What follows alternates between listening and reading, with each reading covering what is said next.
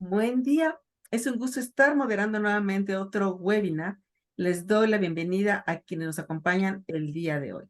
La Unión de Universidades de América Latina y el Caribe, a través del Espacio Común de Educación Superior en Línea y en coordinación con la Facultad de Filosofía y Letras de la UNAM, les damos la más cordial bienvenida al conversatorio Aprendizaje Significativo a través de las narrativas.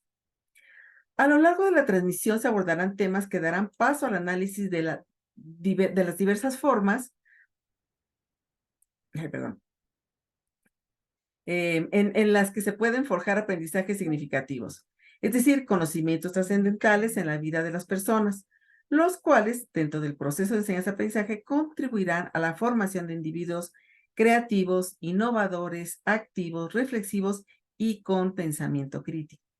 A continuación, abordaremos los ejes temáticos de la narración, vista como un elemento incidente en el logro de aprendizajes, ya que en la actualidad la educación apuesta por el desarrollo de conocimientos vinculados con lo que ya se conoce y con la vida propia del sujeto que aprende. El aprendizaje significativo involucra un proceso de enseñanza activa y personal donde el individuo adquiere nuevos conocimientos a partir del descubrimiento, de la reflexión activa y de su propio interés. La visión va más allá de la educación tradicionalista, donde memorizar, replicar y seguir indicaciones era la piedra angular del logro obtenido por el estudiante. Además, utiliza situaciones del contexto actual para que por medio de su problematización se puedan desarrollar planes de acción, transformando así la nueva información en aprendizaje. Esta postura no solo proporciona una experiencia alternativa de aprendizaje, sino que abre la puerta al uso de diversas estrategias de enseñanza, donde se ve beneficiada la consolidación de nuevos significados. Una de estas estrategias es la narrativa, pues permite la recuperación de la experiencia vivida, permite analizar y organizar la realidad y permite la construcción de nuevos significados. La narrativa, más allá de un género literario, representa entonces una oportunidad de interiorizar los conocimientos. Agradecemos la participación de nuestros invitados, estudiantes de la maestría en docencia para la educación media superior de la UNAM, quienes nos hablarán sobre el tema. Paso a presentarlos. Yara Irisea Silva López, licenciada y maestra en estudios latinoamericanos por la Universidad Nacional Autónoma de México, quien se desempeña como profesora a nivel licenciatura en la Facultad de Ciencias Políticas y Sociales de la UNAM y a nivel medio superior en el Bachillerato de Artes y Humanidades del Instituto Nacional de Bellas Artes y Literatura. Asimismo, tiene la licenciatura en Lengua y Literaturas Hispánicas por parte de la Facultad de Filosofía y Letras de la propia UNAM y una especialización en Literatura Mexicana del siglo XX otorgada por la Universidad Autónoma Metropolitana Unidad Azcapotzalco. Obtuvo mención honorífica por sus trabajos de tesis de licenciatura y posgrado y ha sido ganadora de 3 concursos literarios organizados por la UNAM. Bienvenida, Yara. Gracias, muy buenos días. Gracias por invitarnos. Paso ahora a presentar a Liliana Cisneros Dircio. Es licenciada en Ciencias de la Comunicación por la Facultad de Ciencias Políticas y Sociales de la UNAM, titulada con mención honorífica. Cuenta con la maestría en Docencia e Investigación, en donde desarrolló la propuesta de Educación para la Paz bajo el enfoque biocentrista. Trabajó como directora académica de la licenciatura en Pedagogía de la Universidad ISEC incorporada a la UNAM. Ha participado como codificadora del área de español para la prueba PISA, como redactora de libros de texto de secundaria para Fernández Editores, con dictaminación CEP y anteriormente fue editora de la revista Educación, Democracia y Justicia. Formó parte del programa de formación con perspectiva de género en el CCH durante el periodo 2019-2020 a través de la Dirección General del Colegio de Ciencias y Humanidades. Es autora de los planes de acción tutorial 2017, 2018 y 2021 para el CCH Sur. Actualmente es docente del CCH Sur y vocera de Educación para la Paz, Educación Ambiental y Feminismo Antiespecista. Ha trabajado con comunidades de Morelos, Zacatecas, disculpen, y Nayarit sobre defensa territorial, ecofeminismo, feminismo antiespecista, autonomía alimentaria y veganismo. Bienvenida, Liliana. Muchísimas gracias por la oportunidad de estar aquí. Buen día. Beatriz Alexandra Jiménez Cuemazzi tiene la licenciatura en Sociología por parte de la UNAM. Ha colaborado en 2 proyectos PAPIT. Uno de ellos denominada El primer legislador aborigen, una voz crítica a favor de los indios en British Columbia, la lucha de los derechos territoriales en los pueblos originarios. El segundo se titula El paisaje vitivinícola y transformación de uva en México, construcción del beber y los estilos culturales de la vida en los procesos de socialización del consumo del vino de mesa en México. Y en un proyecto PAPIME titulado Hacia una metodología de las representaciones de las estructuras metodológicas para la investigación educativa en la educación media superior. Cuenta con 2 publicaciones editoriales, Narrativas de la vida de 6 liderazgos indígenas, participando en un capítulo del libro y Conociendo el vino mexicano, sus paisajes y sus eventos culturales, en el que fue coeditora y participando en la construcción de algunos capítulos de este. Fue asistente editorial de la revista Acta Sociológica de la Facultad de Ciencias Políticas de la UNAM. Se ha desempeñado como profesora adjunta de la misma facultad hace 6 años en asignaturas adscritas a la licenciatura en Sociología. Alexandra, qué bueno que nos acompañas. Hola, muchas gracias. Buenas tardes a todos y pues nada que agradecer por esta oportunidad. Luis Ángel Leocaldio Cervantes. Licenciado en Psicología por la Facultad de Estudios Superiores Zaragoza de la UNAM. Posee un diplomado en Promoción de la Salud por la propia Universidad Nacional Autónoma de México. Es autor de diversos artículos que versan sobre la psicología y la educación, abordados particularmente desde el enfoque histórico-cultural desde la perspectiva crítica. Es participante activo del Centro de Atención Psicológica y Apoyo Educativo Histórico y Cultural. Y actualmente es maestrante del posgrado de maestría en docencia para la educación media superior. Hola Ángel, ¿cómo estás? Pues bastante alegre de estar aquí acompañándolas, un gusto y pues esperemos sea esto gratificante para todas y todos. Seguramente que así será. Como se trata de un conversatorio, lo importante es que se dialogue sobre el tema de las narrativas y para ser consecuente con el título de este encuentro, las relacionen con la educación. Quienes nos acompañan en las redes habrán observado que se trata de un grupo interdisciplinario. Escuchar sus voces sobre el tema desde diversos enfoques resultará, me parece, muy enriquecedor. ¿Qué tal que comenzamos con lo básico? ¿Qué son las narrativas? Por lo general, cuando hablamos de narrativas, lo asociamos a historias relatadas y narradas. ¿Hay un método o métodos que estructuran la construcción de narrativas? Liliana, ¿podrías iniciar para luego dar paso a las intervenciones de los demás, por favor? Por supuesto, pues muchas gracias, insisto, por el espacio abierto en este momento. Bueno, si me permiten, justamente voy a compartir pantalla para que podamos iniciar. Y ante esta pregunta que surge, ¿no? Puedo señalar primero que narrar o relatar es una de las acciones más antiguas que ha ejecutado la humanidad. Y para ello quiero mostrar pues esta pintura rupestre. Es una pintura que se halló en el 2017 en una isla al este de Borneo y ha sido muy significativa. ¿Por qué? Bueno, estamos viendo ahí a unas figuras humanas que están cazando a un animal. Y uno podría pensar que, pues bueno, está plasmada ahí una escena y que no hay quizá nada detrás en cuanto a una historia que contar. Los especialistas y científicas que han estudiado pues esta pintura han señalado que es la primera evidencia narrativa que tiene la historia de la humanidad, porque es una escena que precisamente nos está contando un suceso, el suceso de la caza. Y que además en estas figuras humanas, que están unas partes de estas figuras representando a la humanidad y otra parte es algo animalesco, también tiene una representación mítica. Es una pintura que, según especialistas, data de hace 44,000 años de antigüedad. E insisto, está considerada por este valor narrativo, por esta potencia de relato que tiene.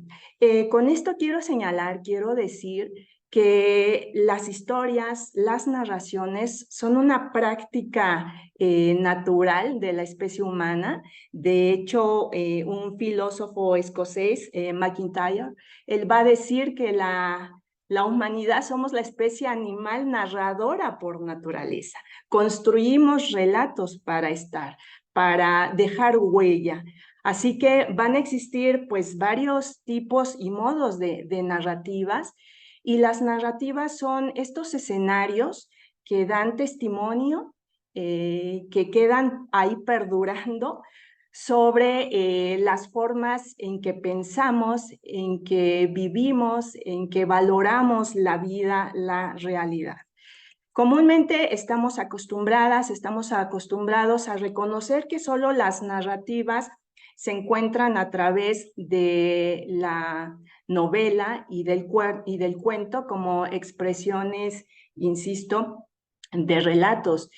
Esto, por supuesto, va a ser parte de lo que nos marca el canon dentro de la literatura, pero las narrativas no se cierran a eso. Y esa es parte de la intención de esta charla, de estas participaciones, encontrar que existen muchas otras formas de narrativas. Estamos viendo aquí, por ejemplo, el caso de los códices, que son textos iconográficos, verbales, que hacen un registro, en este caso, de las culturas mesoamericanas. Y repito, esto también va a ser un tipo de narrativa. Vamos a encontrar durante la Edad Media los juglares, que son formas de transmitir ciertos relatos de provincia en provincia de manera popular, y de esa manera volver accesible, insisto, estas historias. Y por supuesto, todas las artes escénicas, como el teatro, la ópera, la danza, el ballet. Dentro de la danza y el ballet también hay historias, narraciones que se están contando a través de códigos, como van a ser el lenguaje corporal. La cinematografía, creo que también esto no hay lugar a duda de que con todos sus géneros cinematográficos nos están revelando historias que contar. En una parte la cinematografía trabaja con ficción, con historias ficticias, otras obviamente van a ser historias reales, que son los documentales.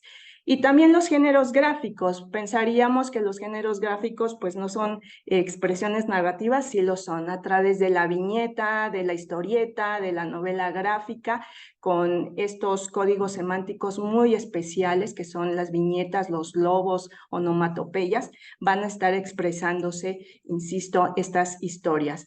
Por supuesto, entran ya otras formas de lenguaje que recurren al uso de las tecnologías de la segunda mitad del siglo XX, como son los videojuegos, y aquí vale señalar que se incorpora una forma de narrativa muy peculiar, en donde la persona jugadora de este tipo de videojuegos, pues va a tener el chance, la oportunidad de dominar una historia, quizás hasta de alterarla. No solo es un espectador pasivo que consume una narrativa, sino que en los videojuegos hay, como lo señalo, la oportunidad de que el espectador se vuelva ahora un agente activo que va incluso a modificar la historia, ¿no? Puede ser hasta una experiencia inmersiva. Y yo creo que esa es una cuestión muy peculiar que hay que tomar en cuenta en estas otras narrativas, repito, propias de la segunda mitad del siglo XX y que se van a ver exacerbadas en el siglo XXI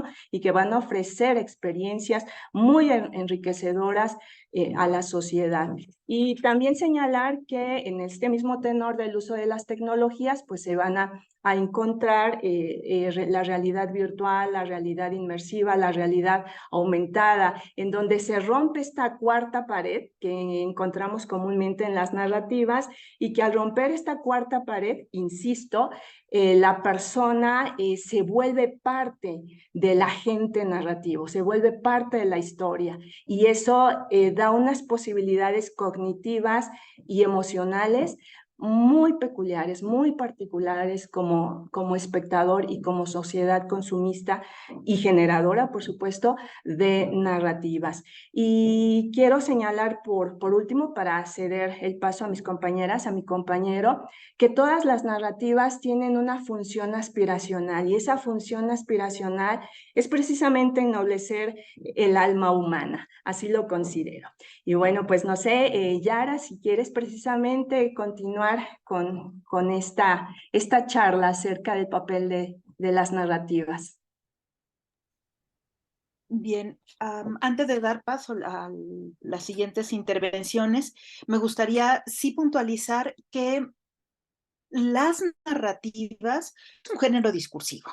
Hay muchas formas de estructurar el lenguaje, hay modelos para acercarnos a este fenómeno discursivo que, como bien apuntabas, Liliana, de alguna manera se han modelado a lo largo de la historia en distintos medios.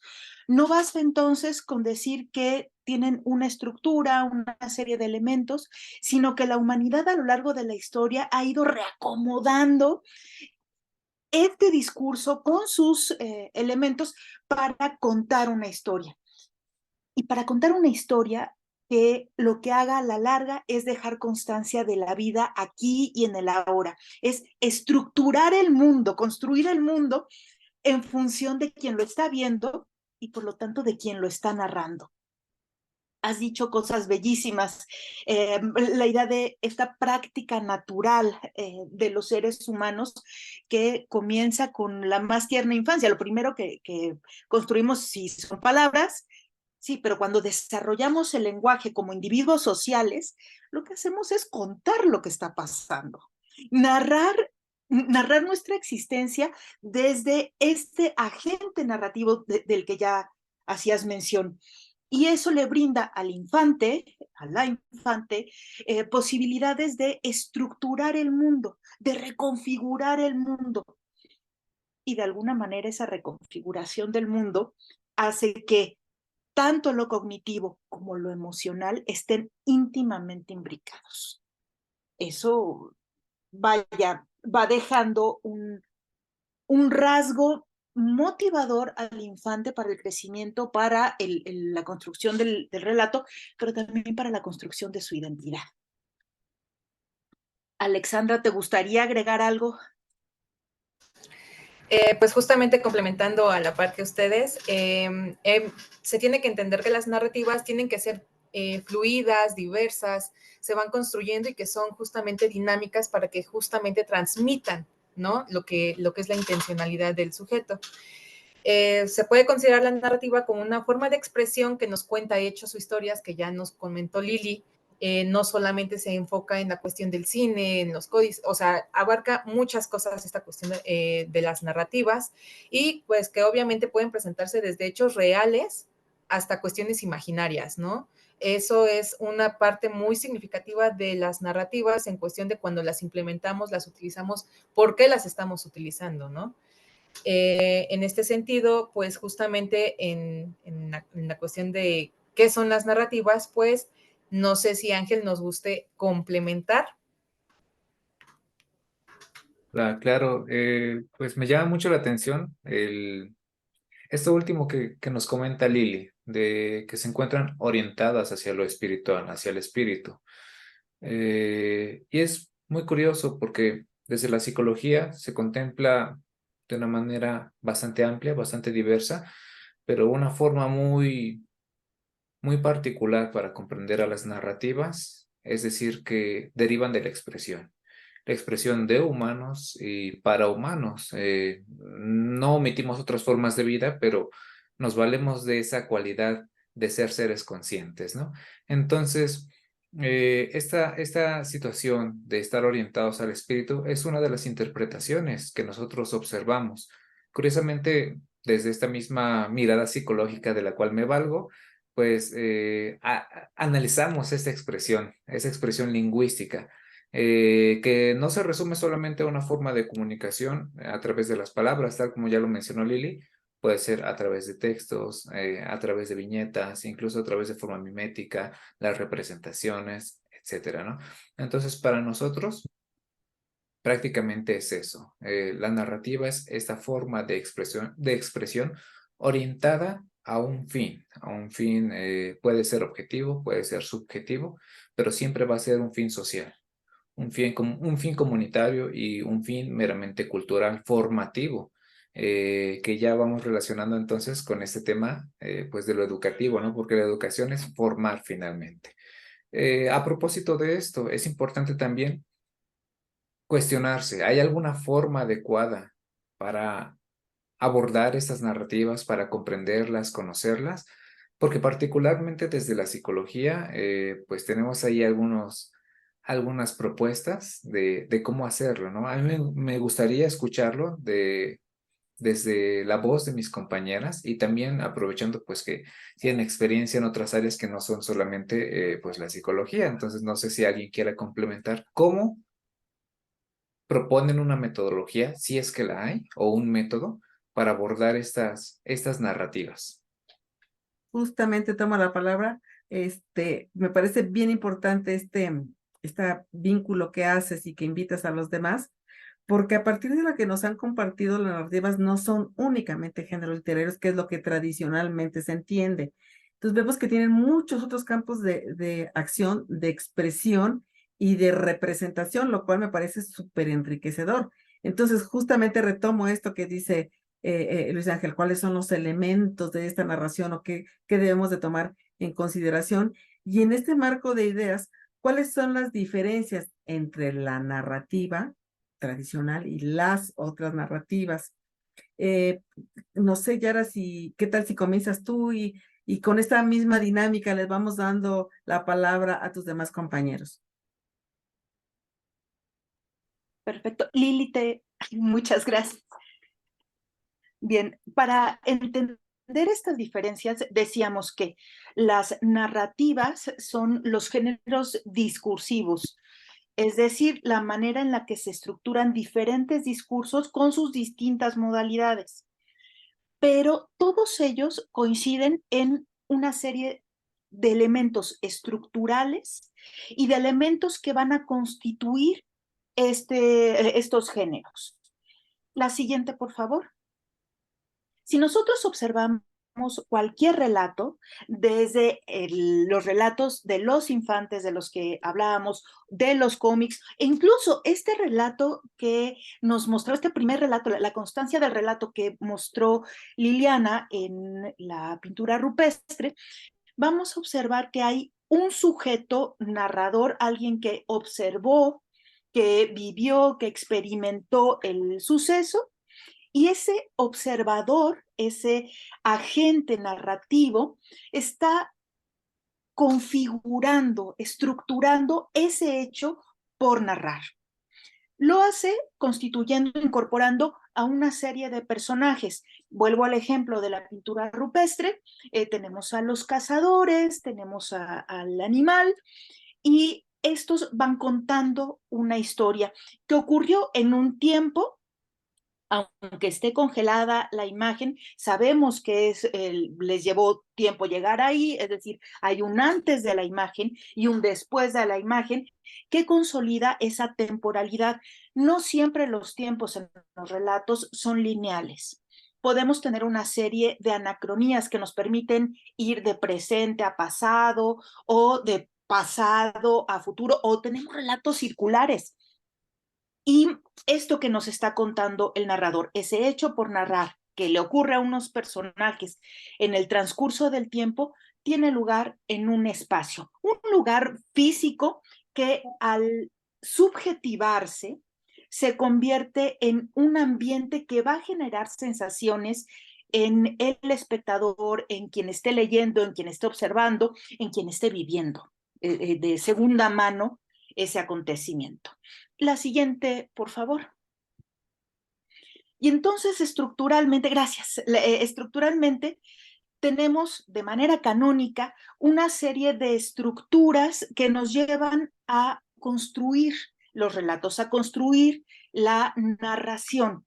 Si bien la narrativa es el género, este género discursivo, la narración es la forma en la que se estructura este género discursivo con todos esos elementos que acabo de mencionar.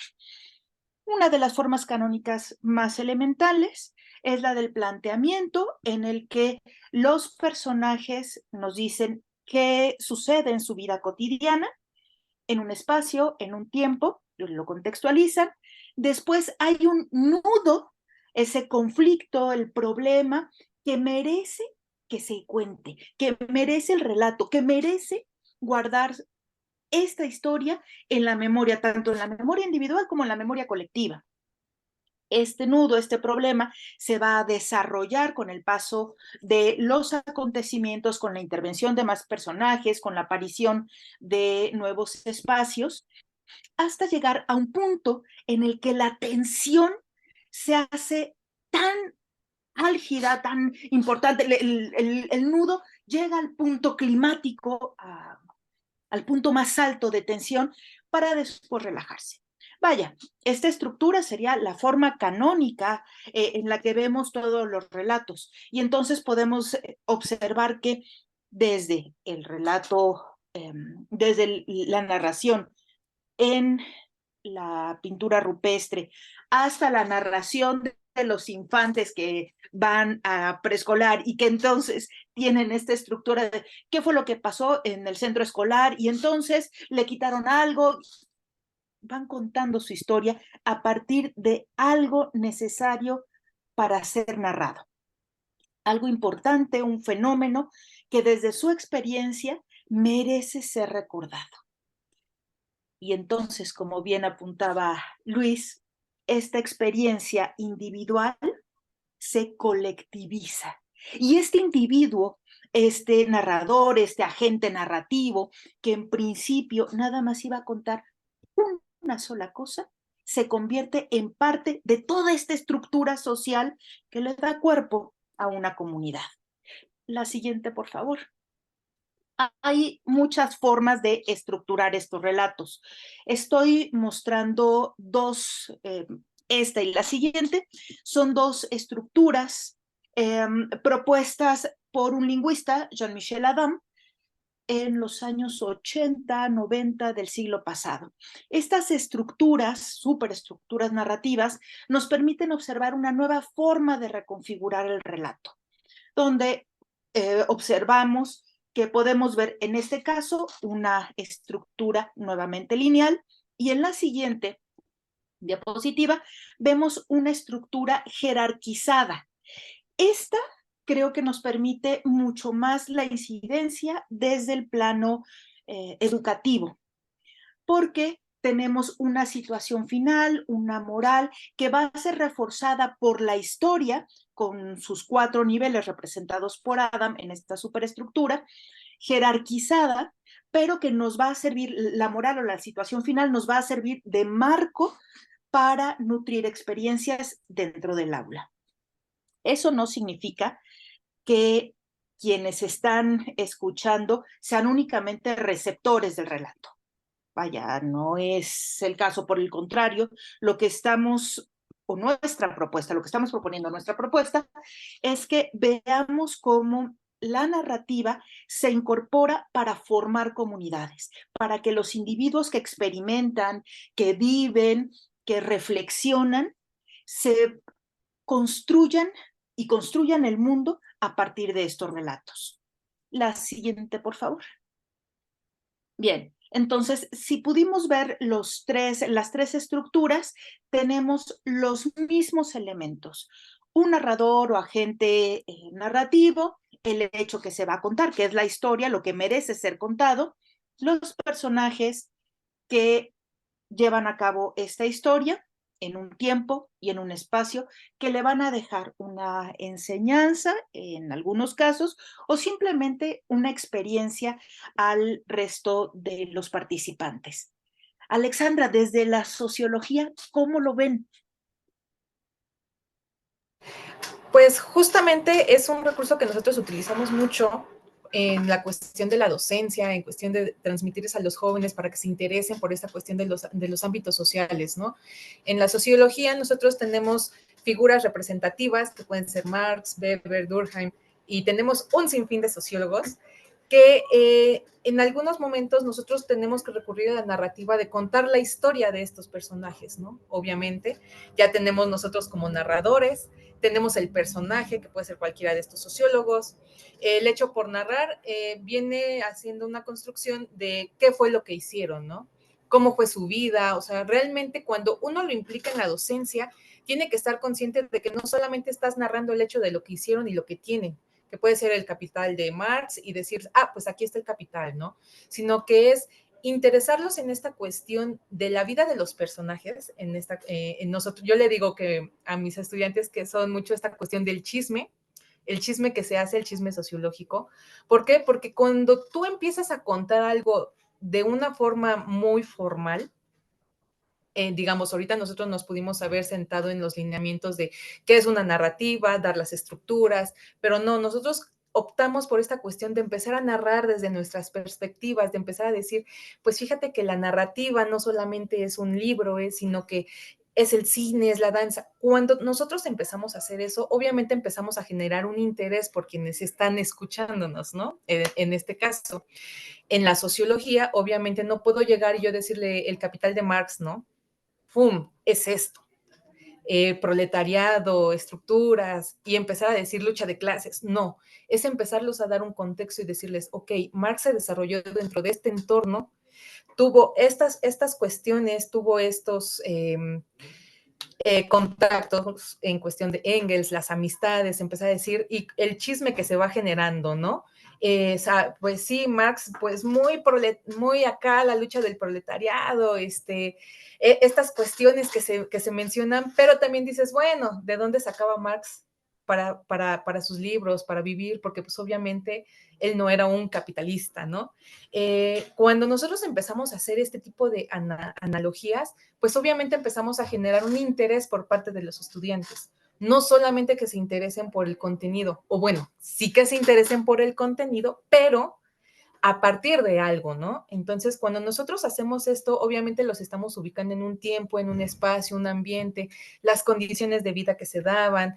Con cada uno de estos autores significativos o relevantes, empezamos a contextualizarlos, porque es algo muy importante. En las narrativas, obviamente, no solamente en el aspecto sociológico, sino en cualquier otro de los ámbitos, tenemos que empezar a contextualizar a nuestros estudiantes para que ellos sepan de qué estamos hablando, ¿no? Qué realidad se estaba motivando en o se estaba generando en ese momento. Y con esto, a partir de un hecho, un sujeto decidió hacer algo más. Entonces, en esta cuestión, estos elementos de las narrativas son importantes para nosotros, para transmitir esta parte del conocimiento y con eso generar este clic con los estudiantes. Porque si no hacemos ese clic, no importa si nos paramos de cabeza, nos hacemos marometas, podemos llevarles un sinfín de cosas, pero si no hacemos esta cuestión de la motivación, no vamos a lograr nuestro cometido, el objetivo que es nuestra práctica docente, ¿no? No sé en este sentido si me gusta complementar Ángel o Lili, cualquiera de los dos. Claro, Está claro, hablando de la motivación, creo que él cae de manera natural con Ángel. Adelante. sí, es bastante, bueno, abordado, ¿no? Por nosotros las y los psicólogos. Pero antes de eso me gustaría retomar algo que dijo Lili y que retomó un poco indirectamente esta Alexandra al respecto de esta, y va relacionado, por completo va relacionado, al respecto de esta subjetivación, que es esta forma de no vernos como entes pasivos y que misma doctora Patricia Ávila lo mencionaba desde el inicio, ¿no? Nos encontramos ante este marco educativo tradicional que nos decía que somos entes pasivos, que aprendemos de una manera mecanizada y de repente pues viene esta revolución educativa y cultural que nos dice que no solamente nos referimos a la humanidad como un ente mecanizado y que puede ser previsible en todos sus aspectos. En las narrativas esto toma una naturaleza muy muy enriquecedora. ¿Por qué? Porque es posible entonces comprender, así como lo mencionaba Alexandra, que cada quien va a tener una forma de recuperar el conocimiento, este chisme sociológico, este chisme psicológico, de diversas maneras le podemos nombrar. Y entonces nos da la apertura para comenzar a hablar ya no de la narrativa. Y es curioso que no hemos hecho énfasis en esto, ¿no? Porque a veces se habla de la narrativa, pero detrás de ese la narrativa, en un sentido singular solamente, nos olvidamos de las pluralidades, lo que corresponde directamente a esta subjetivación, a esta forma de que todos somos diversos y lo entendemos de una manera completamente distinta. Entonces, lo oportuno, y también lo que nosotros venimos proponiendo aquí, es comenzar a llamarlas las narrativas, derivado de esta naturaleza activa de los seres humanos y que no se limita solamente a una forma de comprender lo que se nos ha expresado, lo que se nos ha compartido, sino que nosotros constantemente lo estamos construyendo. Algo muy, muy conocido, todos tenemos un abuelito, una abuelita, un tío que cuenta una historia, ¿no? Y todos en la familia la conocen diferente. Pero nos gusta que la cuente alguna persona en particular porque sabemos que le pone su toque. Decimos, no, es que vamos a esperar a que llegue el abuelito o la abuelita porque él se la sabe mejor, ¿no? Y en ocasiones pasa algo similar en el ámbito académico. Oye, pero es que este compañero o compañera conoce lo que sucedió con este tema en específico. Sí, pero a mí me gusta cómo lo cuenta este otro porque te lo sabe explicar de esta manera y le mete un poco más de y ahí ya entra lo emocional, entra esa parte, le mete más énfasis, le mete más como de su cosecha, como se dice de una manera coloquial, ¿no? Y eso es lo bonito, es importante comenzar entonces a tomar en cuenta estos dos aspectos. El primero, si es importante diferenciar la narrativa o las narrativas para hablar de este tema, y así como lo mencionó esta Alexandra, recuperar el aspecto motivacional, el aspecto emotivo y afectivo emocional, que también es sumamente importante y necesario, no es inherente, perdón, anteriormente no se pensaba que era inherente, como mencionamos, estaba en este trasfondo tradicional, pero de un tiempo para acá se ha reconocido, se ha recuperado esta riqueza de lo emocional, de lo afectivo. No sé si al respecto de esto, Lili, me quieras complementar en algo o puedo seguir. Sí, muchas gracias, Ángel. Pues definitivamente sí reconocer que no solo hay una narrativa, sino hay varias narrativas, ¿no? Y en medida de que apreciamos esto, encontramos también la posibilidad de ubicar diversas culturas, diversos grupos sociales que construyen sus relatos como una necesidad, y esto ya lo mencionaba Yara en su momento, de identidad. Y algo que tocas, Ángel, que me parece también muy importante destacar cuando señalas que muchas veces preferimos a ciertas personas para que puedan contar, relatar sucesos, encuentro en este acto que hay algo ritualesco, ¿no? Porque las narrativas invitan a la congregación de las personas a acercarse alrededor de ese narrador, que ese narrador puede ser una persona de forma directa o puede ser incluso estos otros medios de los que ya hemos hablado que se manifiestan en las narrativas, pero que finalmente en términos antropológicos es una especie de ritual. Las narrativas son rituales que nos permiten congregarnos como lo he estado señalando. Y de ahí que surja esta necesidad connatural que también Alexandra lo mencionó de una manera muy puntual, que es el chisme, ¿no? El chisme sociológico. Las narrativas son este chisme sociológico. Las motivaciones que debemos encontrar quienes estamos en la docencia son fundamentales para dinamizar las narrativas y con ello volver los aprendizajes significativos que más adelante vamos a desarrollar de manera mucho más puntual. Y en medida de ello, si me permiten, quiero compartir pantalla porque justamente algo que yo trabajo dentro del aula, rescatando la cultura popular, la cultura que muchas veces dentro de la academia puede estar estigmatizada, pero que está muy vinculada al día a día, a la cotidianidad del alumnado. Y en ese sentido, pues a mí me encanta trabajar con los géneros gráficos, con la novela gráfica, y la novela gráfica va a tener todos estos elementos que Yara nos explicó que se encuentran en todas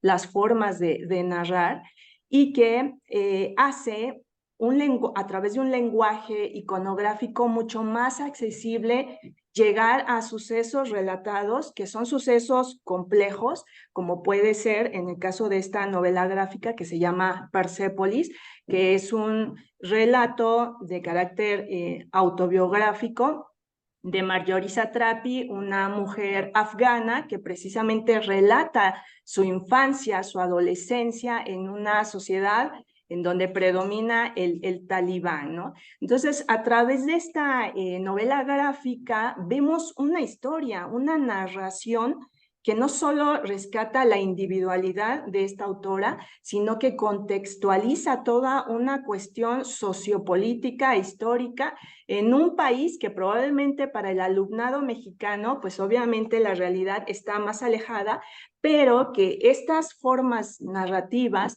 hacen, como lo señalo, accesible esos otros contextos históricos, sociales y políticos. Así que en estas expresiones de la novela gráfica, como lo estamos viendo en la imagen, en una viñeta hay un personaje, este personaje es Marjorie Satrapi, dice, esta soy yo cuando tenía 10 años, era 1980, y luego nos presenta otros personajes en una segunda viñeta, en donde nos señala quiénes son sus compañeras de clase, y en esta siguiente secuencia de viñetas nos presenta cómo inicia la revolución islámica, ¿no? Cuando estalla, en qué momento, ahí nos está ya involucrando con lo que Yara nos señalaba acerca de un espacio, de un tiempo, y que estos dos elementos nos dan el ambiente dentro de una historia, ¿no? Y luego nos dice que va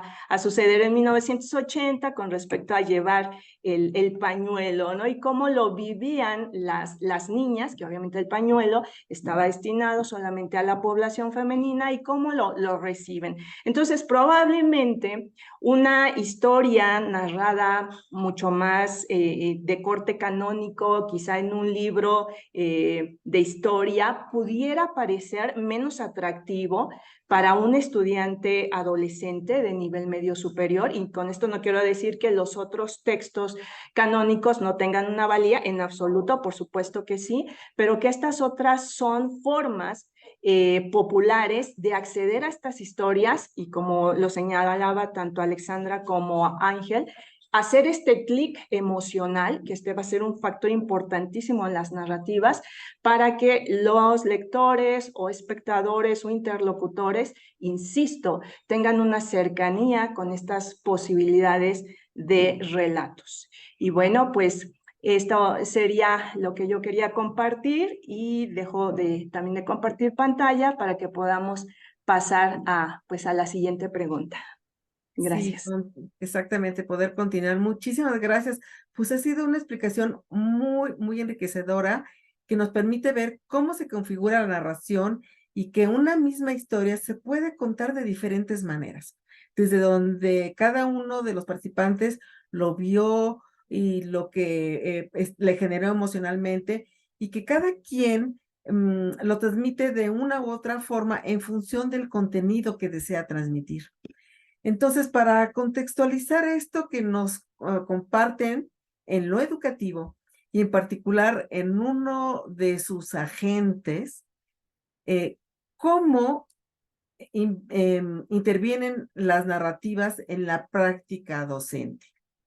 Ángel, ¿nos podrías comentar primero tú y después damos la palabra a los demás, por favor? Claro que sí, doctora. Es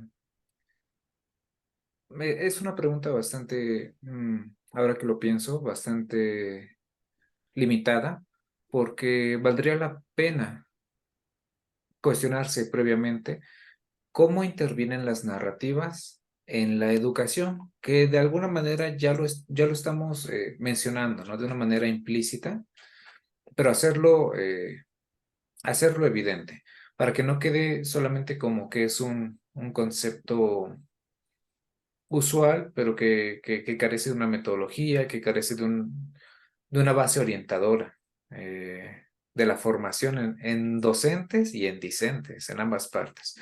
Y entonces, a mí particularmente me gustaría reconocer tres formas en las que impacta esta narrativa en la educación y, por supuesto, de manera inherente en la práctica docente.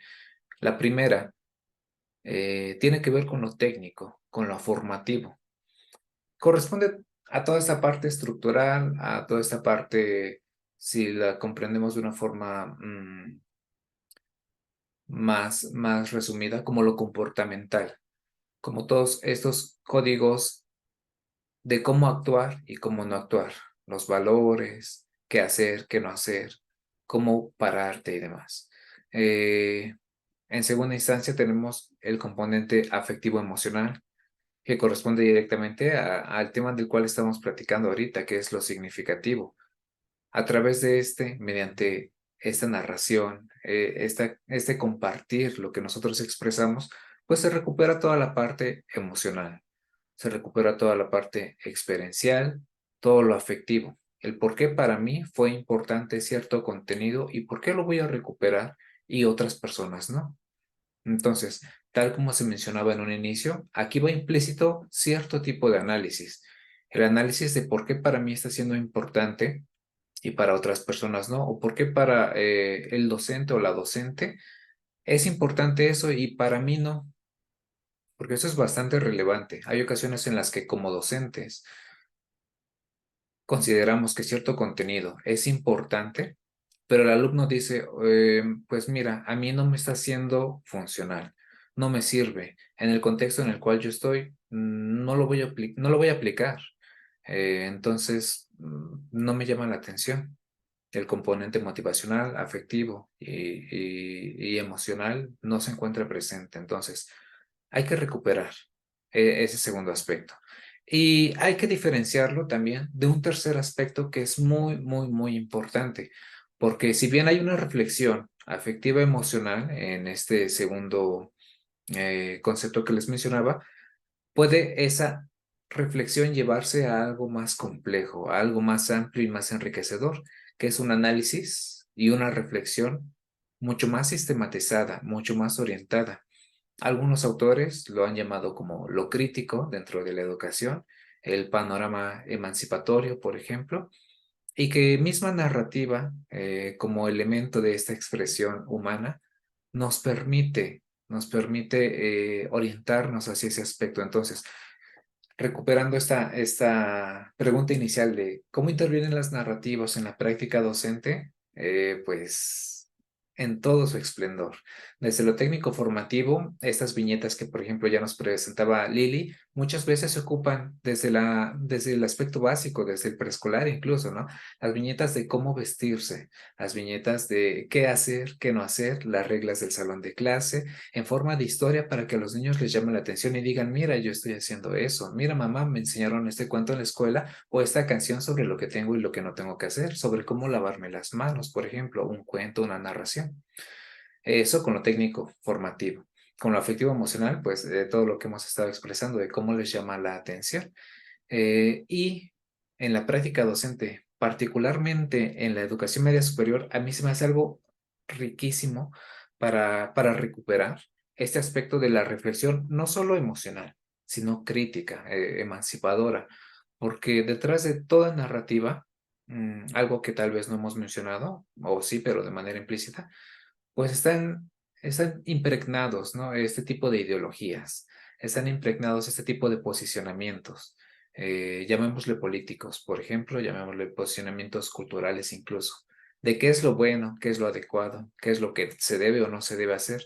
Entonces, como docentes, tenemos esa oportunidad de que mediante esta narrativa podamos orientar a las alumnas, a los alumnos, a que reflexionen si eso que han hecho por tanto tiempo en realidad es lo adecuado o hay otras formas de ver, de comprender y de transformar al mundo, ¿no?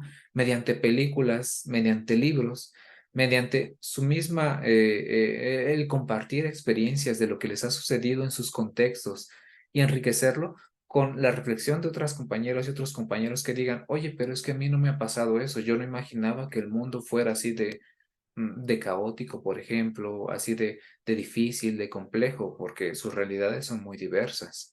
Entonces, todo esto a través de la orientación que pueda proveer la docente o el docente, pues nos da un panorama muy, muy amplio, muy enriquecedor, muy, de dónde sacar opciones para formar, para relacionarnos afectiva y emocionalmente y para orientar un análisis crítico reflexivo para nuestros alumnos que se están o se van a formar, e incluso para nosotros y nosotras mismas también.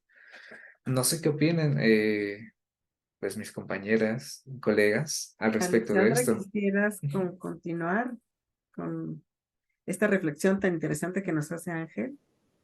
Sí, justamente, pues es un elemento muy vital lo que menciona Ángel, lo de lo afectivo emocional. Nosotros como docentes, justamente que nos estamos interesando en este ámbito de la media superior, debemos de ser conscientes que la forma en la que nosotros lleguemos, la forma en que nos perciban los estudiantes, es la forma en la que también de alguna u otra manera nos van a recibir, ¿no? En este contexto, pues uno no puede llegar dando por sentado que ya lo sabe todo, ¿no? Nosotros como docentes, pues obviamente y dentro de las prácticas nos hemos dado cuenta de que justamente cuando nosotros nos plantamos en un salón de clases, estamos a la expectativa y ellos están a la expectativa de qué va a suceder. Nosotros, conforme empezamos nuestro discurso, nuestra narrativa de cómo va a ser un semestre, cómo va a ser este curso en el cual ellos se inscribieron, pues justamente eso les empieza a dar una idea de cómo va a ser toda la construcción del semestre. Es algo que hemos platicado mucho, que hemos tenido justamente esta reflexión de que los estudiantes son muy perceptivos. Y nosotros, dentro del ámbito pedagógico, vamos a reconstruir estas herramientas que nos van construyendo a nosotros como docentes. Justamente hemos detectado que sin emoción no hay aprendizaje, y justamente fueron unas palabras muy sabias de la doctora Marta Diana dentro de la clase, que nos permitieron a nosotros justamente reflexionar, ¿no? Cómo ella en su práctica docente utilizaba las narrativas, la forma en la que nos hablaba, la forma en la que interactuaba, justamente nos daban estas partes de cómo intervienen estas narrativas, ¿no? Los recursos que se van utilizando, justamente como lo mencionaba Lili, al recrear o al retomar esta cuestión de las viñetas, de lo que nosotros diríamos cómics. Obviamente tiene una intención, un objetivo, que es el transmitir una realidad que no es tangible para nosotros, hasta cierto punto. En cuestiones culturales, pues a lo mejor con la historieta de Persépolis, pues contamos con un contexto totalmente diferente de cómo se vive ese entorno al que nosotros en México, en esta sociedad mexicana, pues también vivimos, ¿no? A lo mejor no utilizamos un pañuelo, pero hay ciertos códigos que también se ven inherentes en nosotros. Entonces, es justamente esta la labor docente de utilizar las narrativas, de poder hacer que los estudiantes reflexionen en torno a diversos temas. En el ámbito sociológico, pues obviamente no estamos plantados solamente sobre un solo rubro de la sociedad, ¿no? Está desde las cuestiones laborales, podemos incidir en cuestiones laborales, educativas, religiosidad, población indígena, y desde ahí se desprenden un sinfín de campos en los cuales nosotros hemos de tener recursos, herramientas, narrativas diversas para poder introducir a los estudiantes, ¿no? Justamente conforme nosotros íbamos platicando esta construcción, este conversatorio, pues yo les comentaba justamente que para mí, cuando nos enseñaron metodología, pues no solamente nos acercaron al texto, sino que nos ponían a hacer estas reflexiones entre, para que tú entiendas lo que quiere decir Marx del proletariado, escógeme una película, una canción, algo que te signifique algo, a ti como estudiante, algo que te signifique y que digas, hago esta reflexión, puedo hacer esta asimilación de conocimiento, que bueno, más adelante vamos a adentrarnos, se hace esta reflexión, esta confrontación de conocimientos, lo que podría ser el aprendizaje significativo, justamente que es las narrativas las vamos a ir dirigiendo para que se genere este proceso, ¿no? De aprendizaje. Cuando también justamente nos mencionaban en algún momento de nuestras vidas, cuando tú lees algo y no lo entiendes y no lo puedes explicar, entonces realmente no entendiste. Y por eso justamente esta diversidad de narrativas nos permiten a nosotros poder incidir, no solamente desde lo textual, sino como les mencionaba, películas. Muchas veces para nosotros la práctica docente, el hecho de ser docentes o formarnos como docentes, la damos por sentado por cosas que vimos, ¿no? Profesores, experiencias. Pero no solamente partimos de eso, sino que hay toda una construcción detrás de esto. Y dentro de estos puntos podemos reutilizar lo que son películas, documentales, hay una de Noches de Fuego, que justamente nos recomendaron esta labor docente, ¿no? De abrir el panorama a los estudiantes de cómo un docente se introduce en la sierra, y hay diversos tipos, claro está, desde el docente que solamente le interesa dar su materia, aprendiste bien, mal, ok, está bien, tu evaluación, ¿no? Y está el docente que se interesa, que ve el entorno en el cual se desarrollan los jóvenes, que también es algo muy importante, y a partir de eso empezar a aplicar las estrategias, ¿no? Empezar a saber qué es lo que vamos a nosotros a implementar para que justamente los estudiantes aprendan, adquieran ese conocimiento, no que aprendan, sino adquieran el conocimiento y les sea significativo.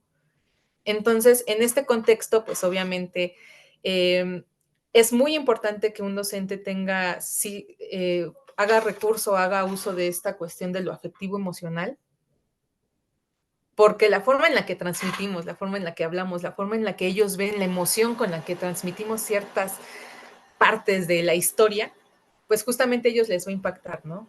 Entonces las narrativas son un recurso muy importante en esta cuestión de la práctica docente. No sé, en este sentido, Lili, si me gustes complementar.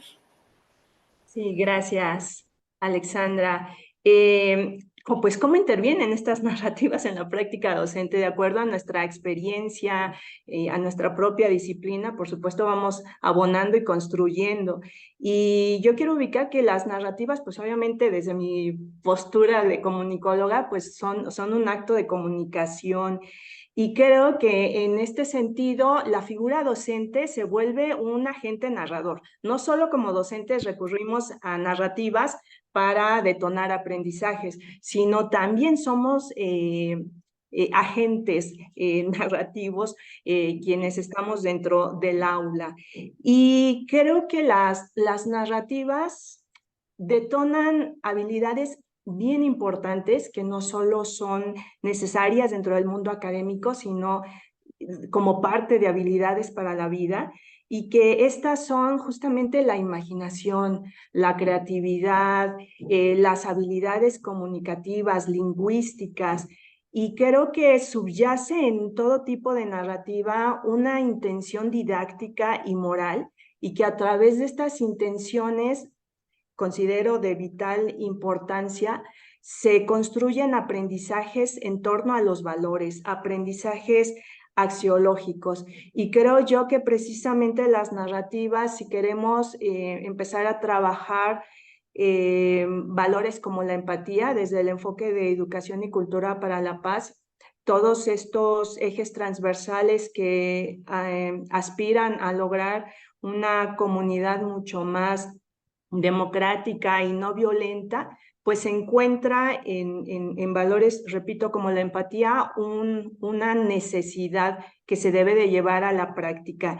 Y las narrativas lo logran. Las narrativas lo logran por este componente que ya han estado señalando, que es este componente socioafectivo. A través de las historias relatadas como lectores, vamos haciendo un vínculo con el personaje, con sus situaciones que va viviendo, en donde incluso podemos vernos espejados y decimos, ah, caramba, wow, oh, lo que está sufriendo, lo que está padeciendo o el éxito que alcanzó y demás, lo podemos ver vinculado en nuestras propias vidas y ahí es donde detonamos. O si bien no lo hemos vivido, no lo hemos vivenciado, pues padecido, pues surge ahí esa posibilidad de decir, híjoles, no he estado en la situación de Mariana Satrapi, de utilizar un velo y de ser perseguida por un régimen talibán, pero reconozco en esa situación que es algo que no debe existir en la humanidad. Entonces, quiero enfatizar en estos aprendizajes que detonan las narrativas dentro de la educación, dentro del aula, que son los valores y los contenidos axiológicos. Es como una especie de llave mágica que abren las narrativas en el estudiantado para interconectar con estas posibilidades. Yara, no sé si quieras precisamente agregar en torno a estas posibilidades que nos ofrecen las narrativas como docentes. Gracias, Liliana. Sí, había una discusión, estoy pensando en este momento, en lo que planteaba Freire en la pedagogía del oprimido, sobre cómo quienes narran, estos agentes narradores, necesitan una contraparte que él decía que en esta estructura relacional tiene que ser un sujeto paciente o pasivo, cuando no es así. Justo lo que tú decías, justamente me lleva a pensar que esta idea de que quien escucha el relato es pasivo se rompe cuando nosotros incidimos y nos interpelan esas historias, porque vamos construyendo intersubjetividades que nos permiten de una o de otra manera entender la realidad de los otros, ponernos en los zapatos de los otros. Walter Benjamin hablaba de la soledad como lectores cuando se lee novela, pero esta identificación hace que no te sientas solo. ¿Cuántas veces la literatura o el arte ha servido para romper las barreras culturales, de silencio, incluso estas barreras generadas por la intolerancia? Entonces, en la educación, ¿qué es lo que hacemos? Juntamos todas esas experiencias. Finalmente, la educación es una más de las esferas en las que se mueve la humanidad, la sociedad, y en ella hacemos este cruce entre lo cognitivo y lo emocional. Recuperamos los conocimientos a partir de la emoción, tejiendo un puente entre nuestra selección de un repertorio cultural para transmitirle a esa siguiente generación, a estas siguientes generaciones, lo que nosotros entendemos por nuestra identidad y que eso los forme, como bien decías, para una cultura distinta. ¿Por qué no decirlo? Para la cultura de paz. Muchísimas gracias. En sus intervenciones han reflejado su experiencia, su rol como docentes y como estudiantes, y cómo estas narrativas son significativas para los aprendizajes. ¿Por qué es importante narrar el futuro desde la práctica pedagógica, entre muchas otras ideas que ya abordaron? Pero estamos sobre el tiempo. Entonces, quiero comentar de manera general que hemos visto la importancia de las narrativas para comunicar ideas, emociones, enseñanzas o entretenimiento a través de la estructura de una historia. También hemos conocido que si se emplean como herramientas de apoyo a la educación, pueden enriquecer el aprendizaje, ya que involucra a los estudiantes y les ayuda a conectar conceptos abstractos con experiencias concretas, lo que hace que el aprendizaje sea más relevante y significativo. Paso a leer algunas de las las comentarios y preguntas que tenemos, que hemos recibido a través de nuestras redes. Hay un comentario general. Voy a leer todas las participaciones, les doy una ronda de opción de respuesta por si quieren abordar alguna de ellas en particular o integrarlas, ¿no?, en su intervención, y después, en función del tiempo, vemos si alcanzamos a dar otra ronda o no, por favor. Bueno, hay un comentario. Dice, la integración de nuevas herramientas y elementos para la formación de aprendizajes significativos es un tema trascendental en la educación actual. La narración, desde mi perspectiva, contribuye al desarrollo de habilidades ligadas a la comunicación y la creatividad. Luego viene una pregunta. ¿Consideran que la narrativa como medio para la formación de aprendizajes significativos se puede implementar con este nuevo esquema que se está desarrollando en la educación básica del país? Otras preguntas. ¿Es la narrativa un medio para el desarrollo de habilidades blandas? El trabajo en equipo, la resolución de problemas, la comunicación efectiva, la capacitación de la organización, etcétera. ¿Podrían darnos algunos ejemplos que los docentes pudieran aplicar en sus clases con el uso de narrativas? Yo creo que estas ya han abordado varios ejemplos, pero bueno, lo leo como una pregunta que se pone, que se puso en este espacio de intercambio con quienes nos acompañan. Y luego dice, todas las áreas del conocimiento se pueden abordar empleando narrativas, matemáticas, química, sociología, derecho, ingeniería, medicina. ¿Cómo sería o en cuáles es más fácil o natural aprovecharlas? Y finalmente dice, ustedes señalaron que emplean a las narrativas como una estrategia en la práctica docente. Permite crear un entorno de aprendizaje más inclusivo y participativo. ¿Podrían profundizar sobre ello? Tiene la palabra. ¿Quién desea iniciar?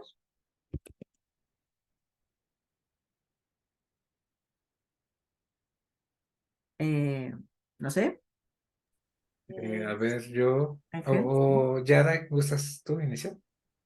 Si quieres. Ok, adelante.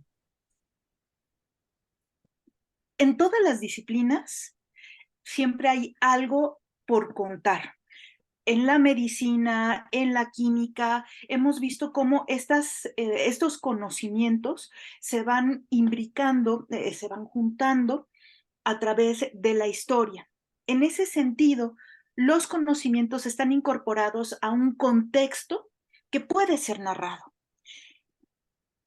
Y es algo que, contestando a otra o intentando contestar a otra de las preguntas, es algo que está marcado en el nuevo marco curricular. En la reforma, al menos en México, estamos intentando con la nueva escuela mexicana contemplar estos dos elementos formativos del individuo, tanto el conocimiento como la experiencia, la emoción, todo el aspecto socioafectivo. Al combinarlas, evidentemente, el aprendizaje va a representar un peso mucho mayor en los sujetos. Están haciendo historia y se saben como parte de una sociedad, están dejando su participación, su inclusión en este proceso narrativo. Ángel. Claro, sí, y justamente iba con ello, pero para mí sí me hace una pregunta que nos llevaría mucho tiempo, esto lo que respecta a la educación básica del país, ¿por qué? Porque es un fenómeno en sí mismo complejo. Observemos la amplitud de la oportunidad de implementar una nueva educación a nivel básico en México, y es enorme, ¿no? A través de experiencias no solamente de la práctica profesional, sino de colegas y conocidos, incluso de familiares que me comentan, es que noto cómo es diferente la motivación, cómo están orientados en este momento, no sé, por ejemplo, a proyectos, a contar, a construir este aprendizaje de una manera distinta a la que se estaba manejando previamente. Y desde ahí lo vamos comprendiendo como una forma muy adecuada, muy bonita para que el alumno desde lo básico aprenda que él puede construir y, como decíamos previamente, resignificar o subjetivizar este conocimiento y que no necesariamente es malo, sino es aplicado a su contexto y a sus necesidades. Pero ojo, aquí nos encontramos también con las limitantes como que necesitamos sí o sí una adecuada formación docente. ¿Para qué? Para que la implementación de estas estrategias, de estas metodologías, se dé de manera adecuada. Porque hacer narrativa, resumiéndonos de nuevo al tema en el cual estamos tratando, hacer narrativa en la docencia no se limita solamente a ponerle al alumno una película y decir, díganme qué les pareció, háganme un resumen. Léanse este libro y me dicen qué les pareció, discutan entre ustedes. No se limita a eso, tiene que emplear una metodología más amplia que recupere los aspectos afectivo-emocionales no solo del alumno, sino también del docente, y un análisis constante y dialéctico que nos permita ver pues el crecimiento de ambas partes y esta reflexión constante. Entonces, pues es un reto muy amplio, muy amplio, que en la educación básica va a tardar tal vez un poco de tiempo, pero esta es una herramienta bastante buena. ¿Por qué? Porque también he escuchado de colegas que se encuentran en educación básica que dicen, es que estoy aprendiendo ahora que no solamente era llegar y dar los contenidos por sentado y considerar que eran así. No, hay alumnos que me están diciendo, me están poniendo en jaque, me están haciendo aprender de una manera diferente o diversa esto que yo les estaba enseñando y que creía que solamente se podía enseñar de esta manera, ¿no? Eso con respecto a esa pregunta, pero como menciono, es bastante amplio. Quiero dar la palabra a alguna de mis compañeras, de mis colegas, para saber si tienen un punto de vista diferente. Yo quiero comentar respecto a lo que señalaba también Yara en el marco curricular de la nueva escuela mexicana que está trabajándose en educación básica, preescolar, primaria y secundaria. Y algo bien importante dentro de este marco curricular es que se focaliza de manera muy puntual los aprendizajes socioemocionales. Y al focalizar los aprendizajes socioemocionales como un eje transversal que debe de tomarse en cuenta y que ya estamos hablando de estas dimensiones no solo cognitivas, sino socioafectivas, que son las que ya a través de varios estudios por demás se ha evidenciado y desde el enfoque de la educación emocional se ha evidenciado, como lo señalaba Alexandra también hace un momento, que si no hay emoción, no hay aprendizaje. Así que las narrativas, y relacionándolo con la segunda pregunta que hacían sobre si las narrativas funcionan como instrumento didáctico para las habilidades blandas, por supuesto que van a funcionar precisamente por este componente de lo socioafectivo. Las narrativas, creo yo, también como lo señala Ángel, están vinculadas como instrumento didáctico a una metodología que nos lleve a crear como docentes estrategias que permitan detonar la autonomía, el pensamiento crítico y estas demás habilidades a las que aspiran los contenidos curriculares de la educación en cualquiera de sus niveles.